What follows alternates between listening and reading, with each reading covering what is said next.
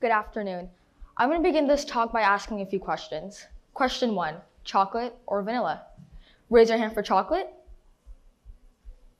And raise your hand for vanilla. Okay.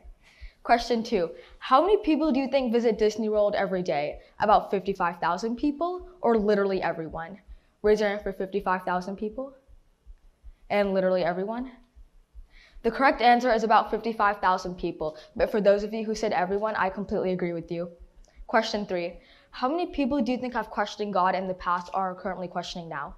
About 3% of the world or 7% of the world? Raise your hand for 3%. And raise your hand for 7%.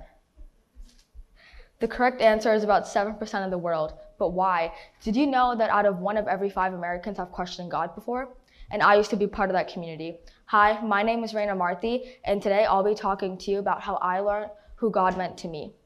Everyone has a different perspective about who God means to them, right? Some people believe that God only brings good fortune, while others believe that God brings a brighter future.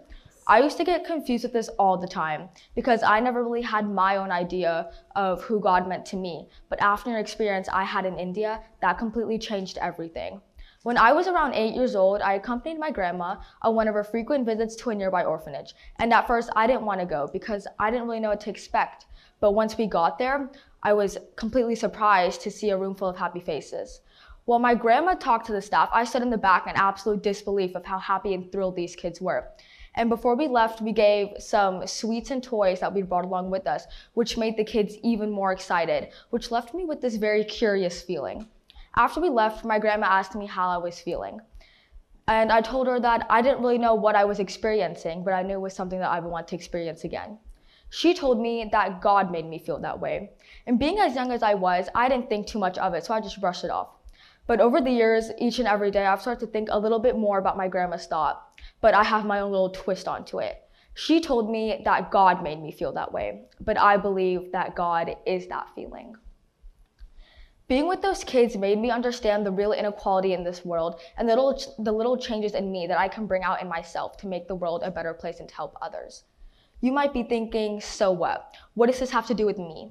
But what if I told you that this feeling might actually be in relation with happiness? The scientific definition of happiness is the enjoyment, satisfaction, and fulfillment in any positive situation. And studies have actually shown that the happier you are, the more likely you are to help other people. But this feeling that I experienced wasn't just happiness. It was joy and pride mixed all into this perfect little bundle of just me wanting to be a better person to help other people. If you really think about it, God's created so many beautiful things in this world, like oceans and mountains, and God's also created us. So that must mean that God wants us to make the world a better place. And as Gandhi always says, be the change you want to see in the world. So let's go be that change. Thank you.